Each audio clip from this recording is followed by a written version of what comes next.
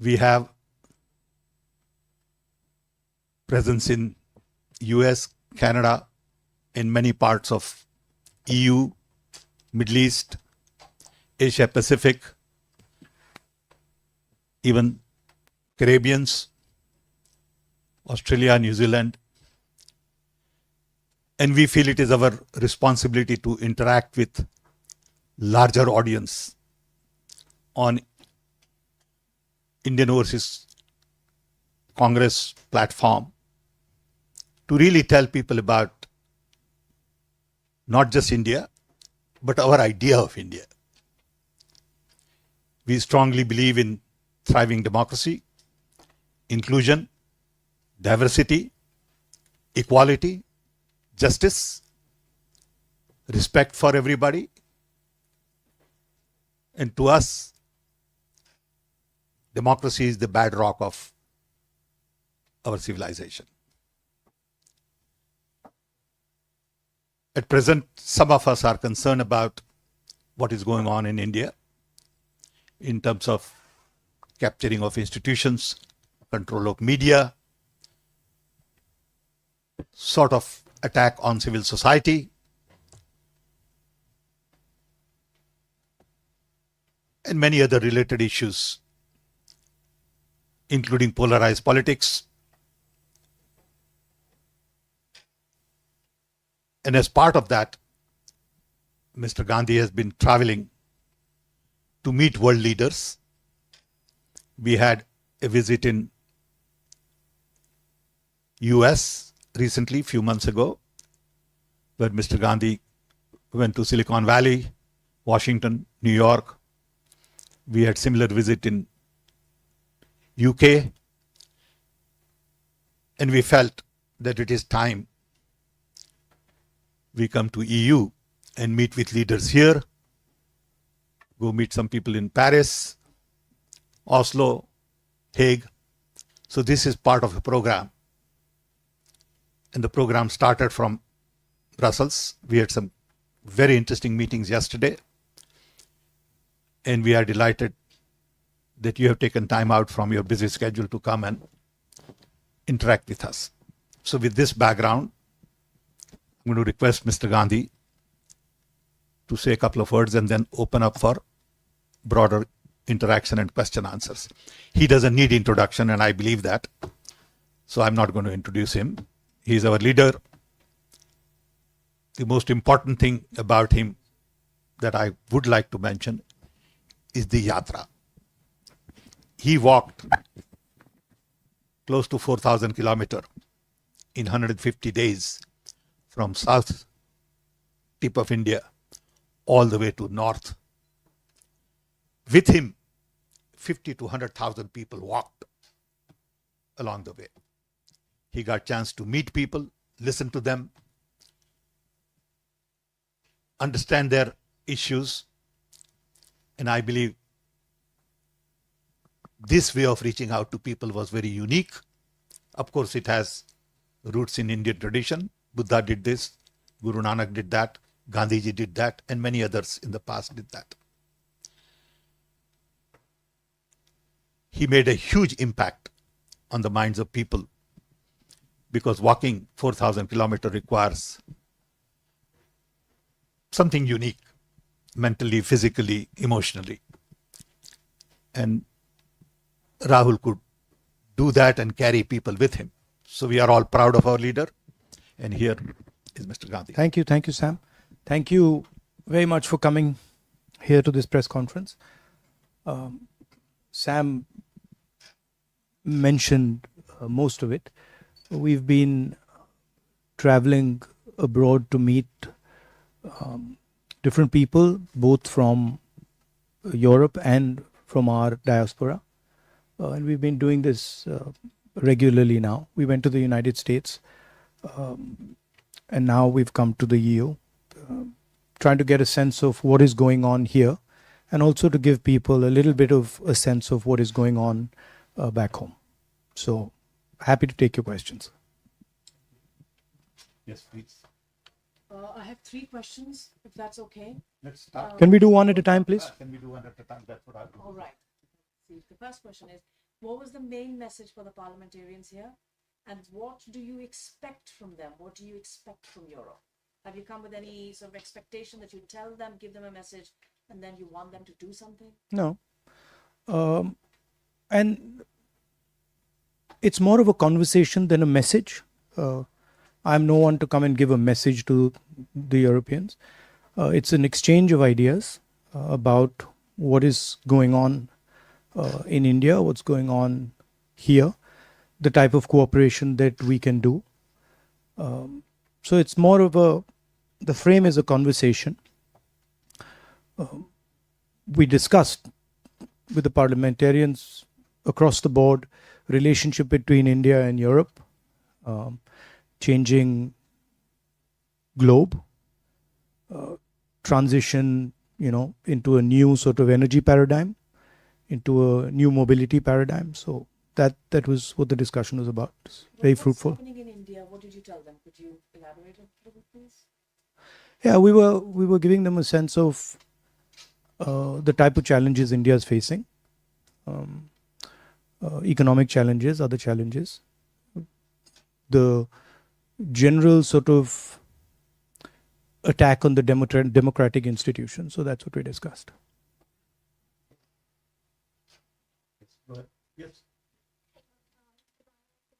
Can you speak a little louder? Welcome to Brussels, and thank you so much for organizing this. You're basically here on the eve of G20. Most of the European leaders are back in Delhi, and they're going to be meeting with Mr. Modi. They're going to be meeting with the government there. And my question to you is, do you feel with all of these? Sorry, can you hear me? We can hear you. Do you feel with all of these meetings they're going to be having, the Western leaders, are they giving Hindu nationalism a free pass? Are they giving the persecution of Muslims and minorities a free pass in India right now? No, I don't think. I think the G20 is an important conversation, and it's a good thing that India is hosting it. Of course, there are issues in India that we raise. But I don't think, I think the framing that are they giving them a free pass is not exactly correct.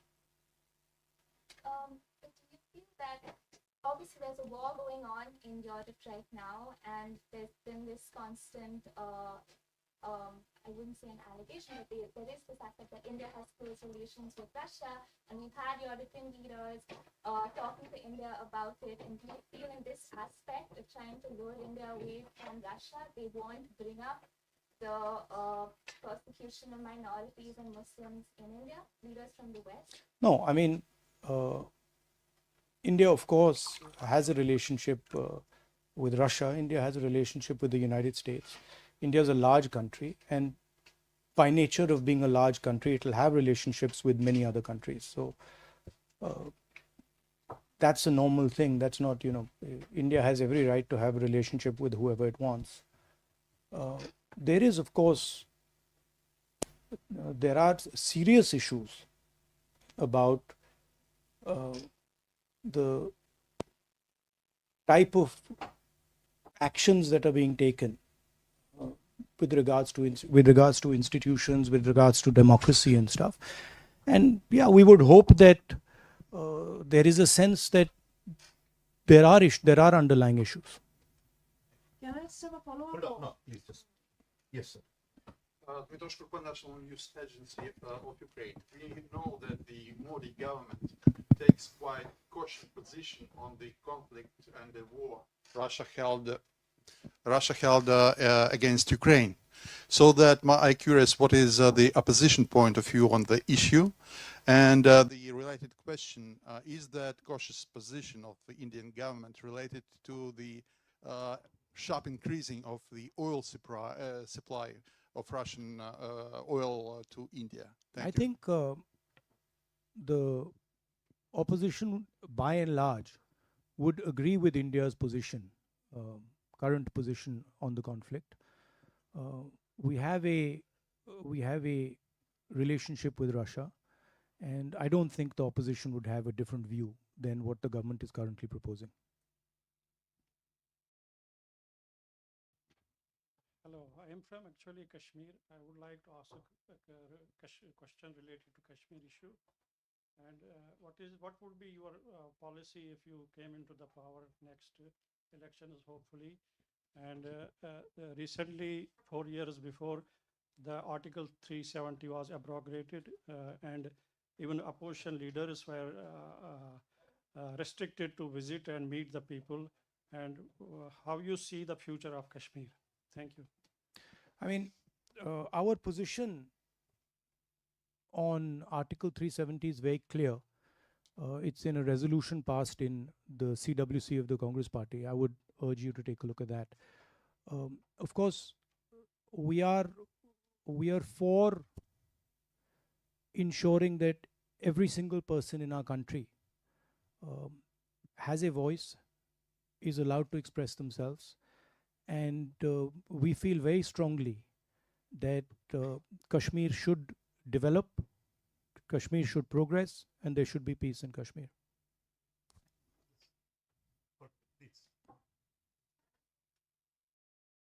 Morning. Thank you very much, Pascaline Gabory, pilot for Dev.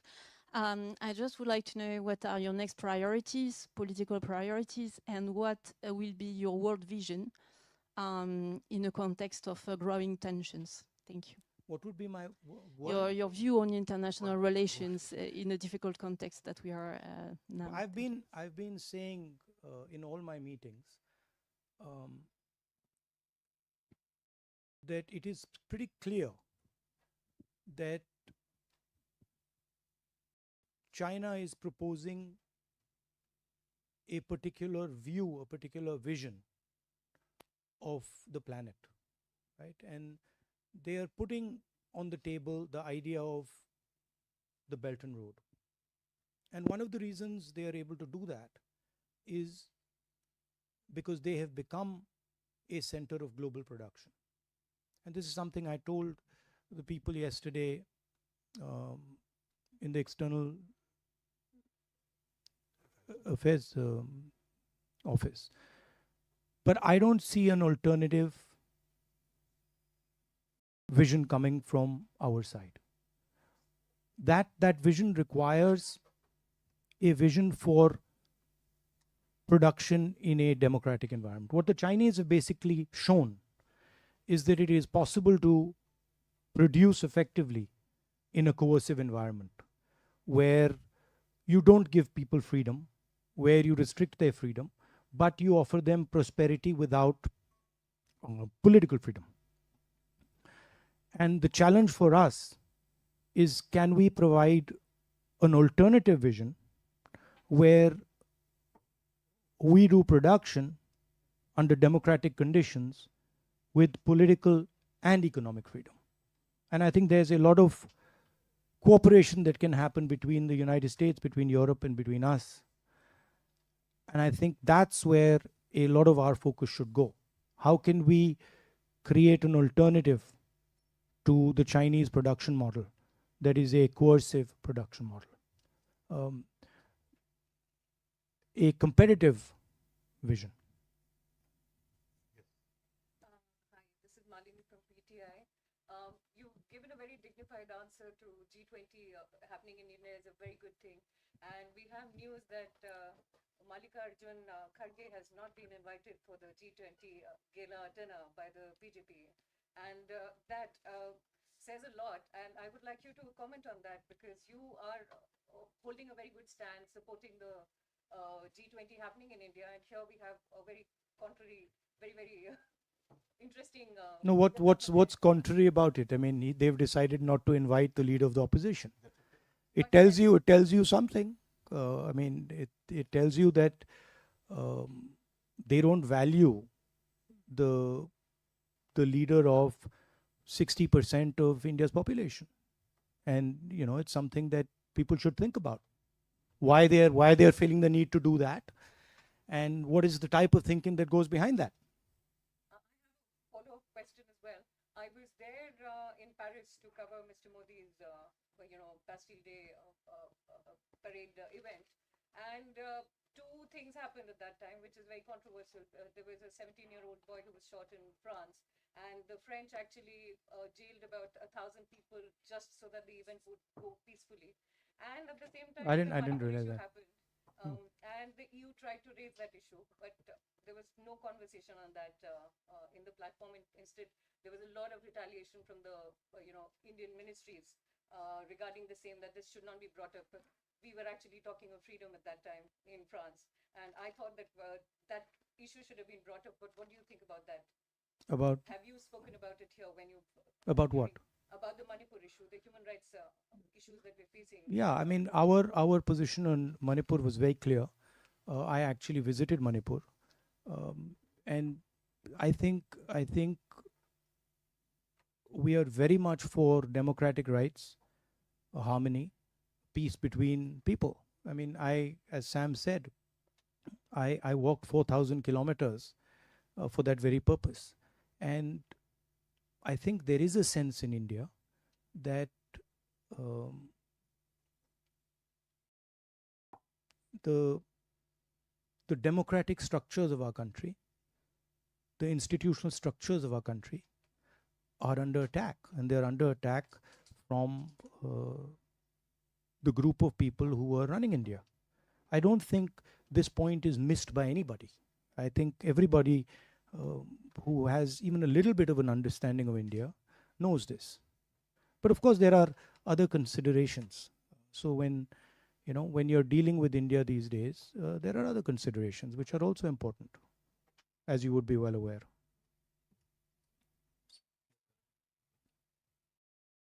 The democratic fight and the fight for democracy in India is ours, and it's our responsibility, and we will take care of it, and we will make sure that the sort of onslaught on our institutions, on our freedom, is stopped. The opposition will make sure it happens. Sir मेरा नाम यूनुसान मैं आज तक के लिए काम करता हूँ मैं अपनी भाषा में आपसे क्वेश्चन करूंगा आप 6 रोज़ा दौरे पे आए हैं तो उसका बुनियादी मकसद क्या और आपकी कल बेल्जियम और यूरोपियन पार्लियामेंटेरियन से मुलाकात रही है तो वो कैसे रही आप हिंदी में जवाब चाहते हैं या इंग्लिश में? You decide. You ask. Okay, no,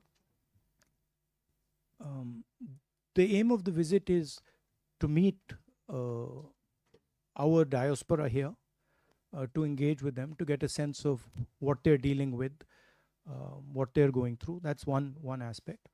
The second aim is to meet members of the government here, MPs, other people, and to get a sense of how they are seeing India, how they're seeing the possible cooperation between India and Europe, how they view India, what they think India should be doing, and also giving them a bit of a sense of what we think our relationship should look like.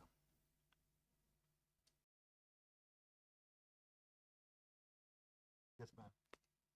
Yes. Microphone.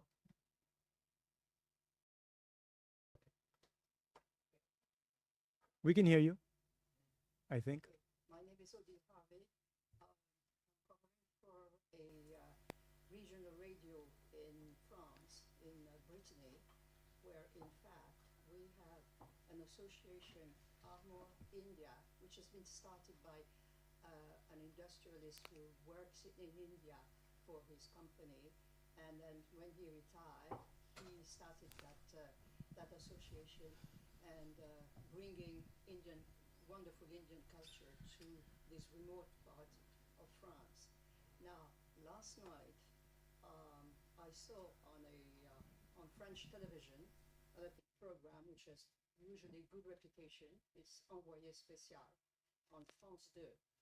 And they describe all the discriminations about the Muslims, about the Christians, in very cruel terms.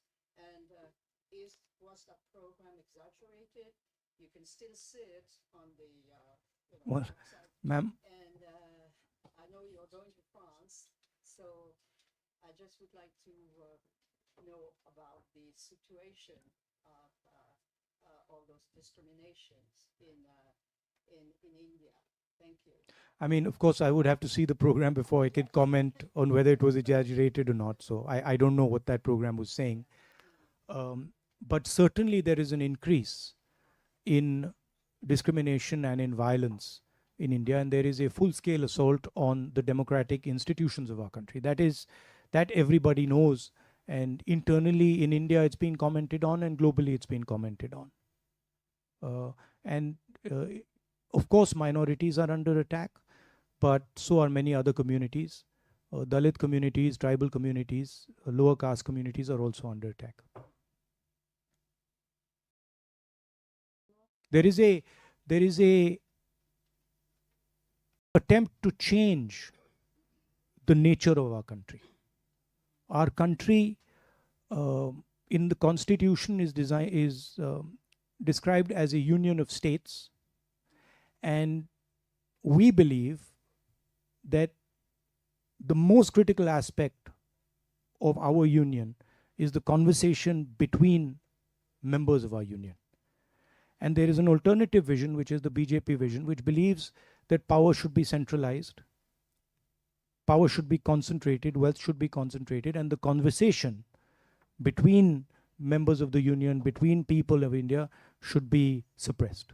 And so this is the fight between two visions. I like to term it the fight between Mahatma Gandhi's vision and Nathuram Godse's vision. Nathuram Godse being the person who assassinated our leader. Follow-up question. Yeah, so there are a lot of people here who had no idea you were here, Indians I'm talking about, and they would have liked a public meeting.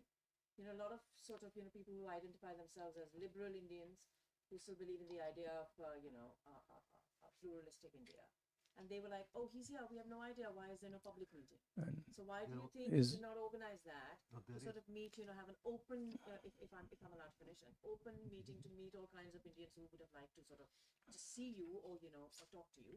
And the second question is, Let's deal with one question at a time. Everybody's been asking two. What? Relax. You can ask two. No, 1 second. We'll take one at a So time. when we design these tours, we have a structure, and the organizers decide whether we are going to have closed door meetings, whether we're going to have public meetings and stuff like that, depending on the length of the tour and the type of place we're going to. So I guess in Belgium, we sort of opted for a model. By the way, hundreds of people are coming and meeting us, and pretty much everybody in Belgium who of Indian origin knows exactly where I am, and they've been coming by droves to come and see me. But I think we decided that a full-blown Indian-style public meeting in Belgium might not be the best way to do it. You've said in the past you were spied on by the government. Is that still true? Do you have any more information? Are you still being spied on by the Indian government? I mean, the fact that Pegasus was on my phone is a known fact. I mean, I don't know the details of how I'm tracked, but I'm certainly tracked for sure. Yes. In fact, just going back to the Bharat Jodo Yatra, there is also, I think I'm very loud. Everybody can hear me. All right. I have heard a lot of speeches before, starting 2014 onwards. You have been mentioning a very, very important, crisis that is coming up in India. The unemployment of the youth, which is at the highest level right now. While you were on your yatra across the country, did you meet the youth, and did this issue actually really come up many times? Yeah, I in did. Various states? I met thousands and thousands of youngsters, and all of them said exactly what you're saying. The three things they said: number one, unemployment; number two, huge increase in the levels of poverty, and completely skewed income distribution. So few people getting very, very wealthy, and the bulk of people, being pushed back into poverty, and then rising prices and inflation. Those were the three things that repeatedly they told me. The fact of the matter is that India has the highest unemployment that it's had in the last 40 years. So there is something clearly wrong with our economic model. It's not accepted, and there's a lot of media support for the government. So those type of things don't come out. But I don't think the current path we are on, economic path we are on, is sustainable in any way. And there will certainly be consequences and a backlash to this model.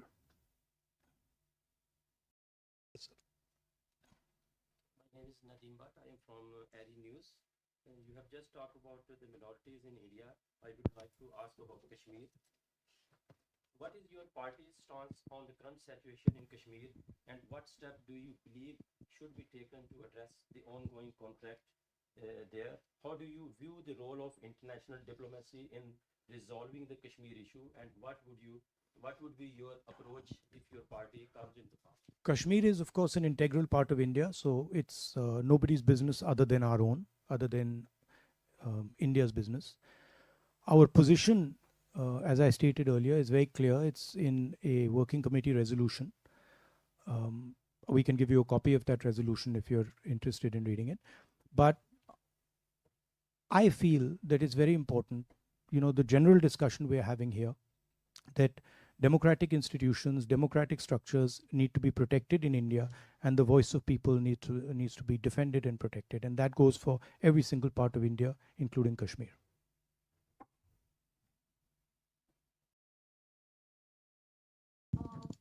This is obviously been conversation now about the name of the subcontinent, and your yatra was called Bharat Jodo, and We're now having a name change. Yes, is that happening? What are your? I don't know. You have to ask the Prime Minister. I mean, Do you want to change? Do you want to change? these are. Bharat Jodo. So I am perfectly happy with the names that we have in our constitution. India, that is Bharat, works perfectly well for me. But I think these, in a sense, to me, are panic reactions. There's a little bit of fear in the government. These are distraction tactics. We, of course, came out with the name India for our coalition, and it's a fantastic idea because it represents exactly who we are. We consider ourselves to be the voice of India, and so the word works very well. But it's obviously disturbed the Prime Minister enough that he wants to change the name of the country, which is absurd, but that's what it is. It's also interesting that every time we raise the issue of Mr. Adani and crony capitalism, the Prime Minister comes out with some dramatic new diversion tactic. It's curious that just after I did a press conference on Adani, this entire diversion is put into place. It's interesting. Yes, ma'am. Yes. EU journalist for Radio Nova Time. Again, thank you. In view of the COP28, the climate conference in Dubai, what are your expectations? And do you think that India is going to be the major spokesperson for the Global South? Thank you. Well, I don't know. I mean, I think India has a relationship with the Global South, and I think there are bonds there, historical bonds there, that make us close to the Global South. I don't know if we are the spokesman of the Global South, but certainly we have a relationship with them. On the environment, of course, we are, as a planet, going through these large transitions, energy transition in the way we move. And I think environment is a central issue for India. It's, of course, not in a country where there are many poor people. It's difficult to make environment top of mind, but I think it is a critical issue, and it's very important that we think about it in a strategic and a long-term way.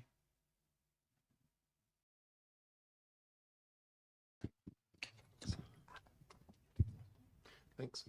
Brian Brian Ricketts, representing the European coal industry, and I've enjoyed visits European? to European coal industry, industry. and I've enjoyed visits to coal power plants and mines in India. And my hope for the future is a democratic India.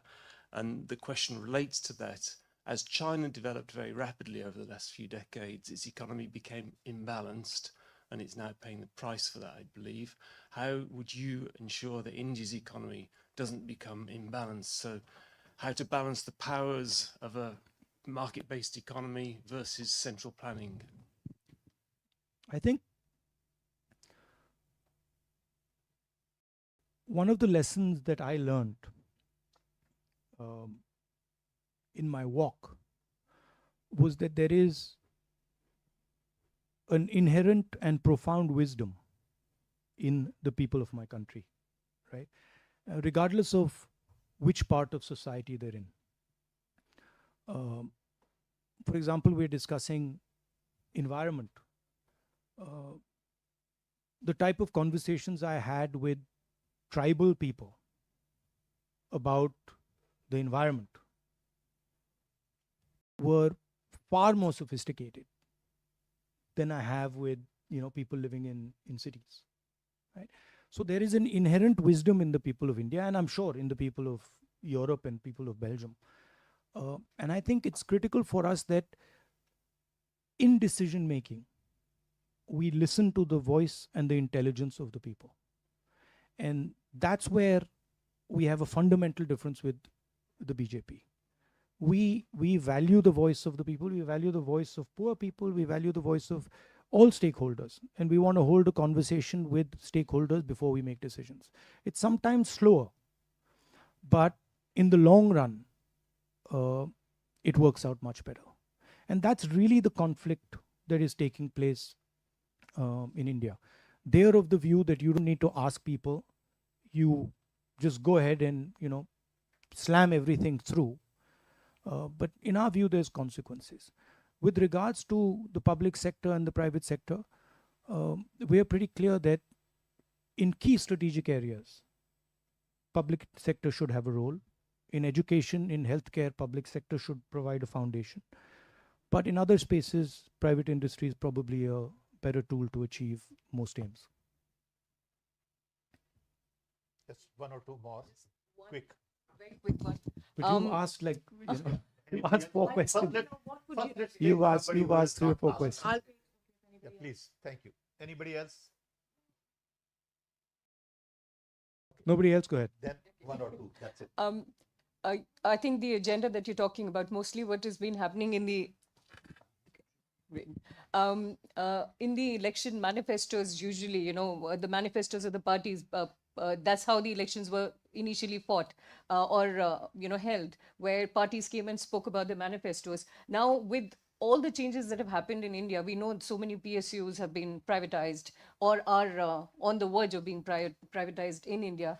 How, in case in next year's elections, in case tables turn and we see the opposition and the alliance probably coming forward and running the country, how do you think those kind of changes that were, that is so massive that have been happening, can be reverted which or changes? corrected? The privatization of public sector units, Yeah. that has been happening in India. How do you actually rectify that? Because that has actually taken away employment of so many housewives. No, I mean, women like my mother would probably be a very good candidate for an SBI, banking job. But a private sector will not necessarily employ a person of her age and will look for a more competitive, growth. So I think that's where I see a lot of people will lose employment because of this in India and are doing that. How does this get rectified? Where we draw the line is the notion of crony capitalism, right? We don't have a problem with the private sector. We don't have a problem with the government sector. Where we draw the line is where 1 or 2 people start to financially control the whole country, right? And where 1 or 2 people or 3 people are running everything. That's where our problem begins. There's another element to this, which is that government policies in India have systematically attacked the backbone of our employment system. If you look at who gives employment in India, it's the small and medium industry that gives employment in India. And demonetization and GST have devastated those structures, right? So it's a two-pronged attack that the government is carrying out. Number one, impose a huge transaction cost on all small and medium businesses and ensure that you build 2 or 3 monopolists who control pretty much everything, right? So if you look at Mr. Adani, our problem with Mr. Adani is he controls the ports, he controls the airports, he controls agriculture, he controls grain silos, he has real estate. I mean, he's everywhere. And he's dominant everywhere. He controls cement, right? So we think that's counterproductive for the country. And on one side, they are pushing this very monopolistic capital. And on the other side, they're devastating the small and medium people from where we're going to get a job. That's why we're having an unemployment crisis. And the second part is where you require key services, right? Country like India requires the government to be involved in education. It requires the government to be involved in healthcare. And the idea that you can just privatize education and privatize healthcare, it devastates the poorest people because they simply do not have access to this. So they are hitting this from 3 or 4 sides, and the solutions are pretty clear. I mean, we would invest much more in health and education. We would protect small and medium businesses. We would try to build an economy where small and medium businesses transition to medium businesses and then to large businesses and then to massive businesses, right? If you look at our small and medium businesses, almost none of them become big businesses, right? They remain small or they die, right? And it's because of policy. So you can change policies to ensure that you start building champions in these smaller and medium spaces, and you can certainly invest much more in education and healthcare. I'm not saying there's no role for private businesses in education. There is, but the mainstay of any education system in a country like India has to be, it's a government responsibility, and the government can't just say, okay, we are going to, abrogate from this responsibility. So the things that can be done and need to be done are pretty clear. They're not complicated. And if you look at our last manifesto, I think we ironed out quite a few of these ideas. One of the other ideas that we have, which we've tested now, you can get a sense of how we think about these things by looking at our states. So if you look at the healthcare system in Rajasthan, that'll give you a good sense of what we are thinking in terms of healthcare for the country. If you look at our social programs in Karnataka, you get a sense of how we are thinking about social programs for the country. So we tend to run a pilot somewhere, see if it works, and then scale it up. And for example, Manrega was such a case where we ran a small pilot, then we scaled it into a state, and then we scaled it into the nation. We don't believe in these rash decisions where you suddenly demonetize the economy or you suddenly impose a GST. We believe in seeding an idea, letting that idea grow, testing the idea, and then scaling it across. Chhattisgarh has some very good ideas on how to support farmers with minimum prices. Karnataka has our, the sort of support that we're giving to women in Karnataka. That's some very interesting work that's going on. And in each one of our states, you can see the sort of type of ideas that we will use when we come to power. Last question. When you were talking to the parliamentarians, you said there was a conversation and you were informing them about sharing, your reading of what's happening in India. And you have repeated here that, there are problems back home when it comes to institutions and democratic structures. What was their response to you? Did they seem concerned? Did they seem... Yeah, they were very concerned. They were very concerned, and they felt that they felt that there is an attempt to stifle the democratic structures of India, for sure. And I mean, they were very, very clear with us. Okay. You have more questions? You have more questions? Oh, you No, have I more think, questions? I think, thought we gave I you think enough 5 questions for one person is good enough. I mean, if you, you know. Okay. Well, Responses are coming to everybody. No thank you. offense. No, but thank you very much for your time. We really appreciate. Thank you, Rahul. Thank you very much. And we hope to see you again. Be in touch. Thank you.